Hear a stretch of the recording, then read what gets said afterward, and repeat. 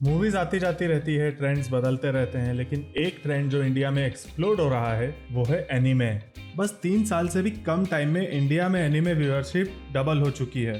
Double मतलब पहले जो एक नीचे फैंडम था, छोटे व्हाट्सएप ग्रुप्स, रेडिट थ्रेड्स या कॉलेज के छोटे एनीमे क्लब तक लिमिटेड, आज वो मेन स्ट्रीम पॉप कल्चर का हिस्सा बन चुका है।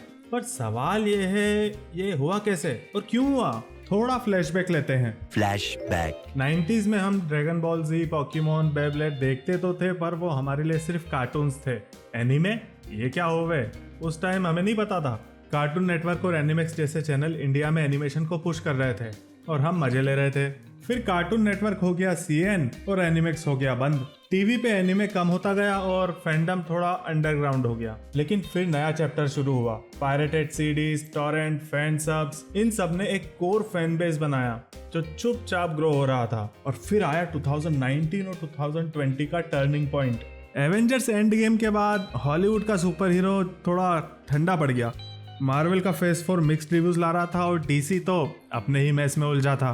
फैंस को एक फ्रेश, इमोशनल और visually jaw dropping story telling की भूख लगी थी। फिर आया लॉकडाउन, सब अपने घर में थे, ओटीटी प्लेटफॉर्म्स पे कंटेंट चाहिए था और वहीं पे एंट्री हुई एनीमे की। क्रंची रोल ने इंडिया एक्सपेंशन फास्ट ट्रैक कर दिया। नेटफ्लिक्स ने Demon Slayer, One Piece, Death Note जैसे टाइटल्स इंडिया की लाइब्रेरी में ऐड कर दिए और Amazon Prime Attack on Titan के सीजन ले आया। और सोनी लिव ने डीमन स्लेयर, मुगन ट्रेन को एक एक्सक्लूसिव स्ट्रीम करके बोल्ड मूव लिया। एक और बड़ी बात, एनीमे अब सिर्फ स्ट्रीमिंग पे नहीं, थिएटर्स में भी आने लगा। 2021 में डीमन स्लेयर, मुगन ट्रेन ने इंडिया में 3.5 करोड़ कमाए, वो भी लिमिटेड स्क्रीन पे। 2023 में सुजुमे और जुजुत्सु काइसेन 0 ने मल्टीप्लेक्सेस में शोज हाउसफुल कर दिए। और आज सिचुएशन ये है कि एनीमे मूवीज के लिए पीवीआर स्पेशल स्क्रीनिंग रखता है, जहां टिकट्स मिनट्स में सोल्ड आउट हो जाती है। 2022 के क्रंची रोल इंडिया डेटा के हिसाब से 3 साल में एनीमे व्यूअरशिप 100% से ज्यादा ग्रो हुआ है। नेटफ्लिक्स के एक इंटरनल रिपोर्ट के मुताबिक 2021 में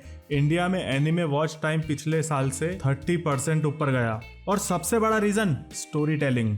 देखो, एनीमे का नैरेटिव बॉलीवुड या हॉलीवुड के फॉर्मूले से काफी अलग है। वो रिस्क लेते हैं। एक अटैक ऑन टाइटन का प्लॉट ट्विस्ट हो या योर नेम का इमोशनल पंच, ये शोज और मूवीज ऑडियंस को एक ऐसी इमोशनल डेप्थ देते हैं जो रेयरली मेन स्ट्रीम सिनेमा में मिलती है। और हाँ, इंडिया के यूथ के लिए एनीमे रिलेटेबल भी है। ये एस्केपिज्म भी है और साथ ही स्ट्रगल, दोस्ती, सपने और लॉस जैसे यूनिवर्सल इमोशंस को भी दिखाता है। आज एनीमे इंडिया में एक कल्चरल वेव बन चुका है और ये सिर्फ एक फेज नहीं लगता, क्योंकि इंडियन क्रिएटर्स भी अपनी एनीमे इंस्पायर्ड वेब कॉमिक्स और एनिमेशन बनाने की कोशिश में लगे हैं। तो अगला सवाल ये है, क्या इंडिया एनिमेशन में अपनी पहचान बना पाएगा या हम हमेशा बाहर की कहानियों पे ही डिपेंड करेंगे? जवाब जानने के लिए ये वाला वीडियो देखो। तो बताओ, तुमने पहला एनीमे कौन सा देखा था और आजकल कौन सा तुम्हारा फेवरेट एनीमे है? कमेंट्स में बताओ। लाइक का बटन दबाकर सब्सक्राइब के बटन को भी टिका देना।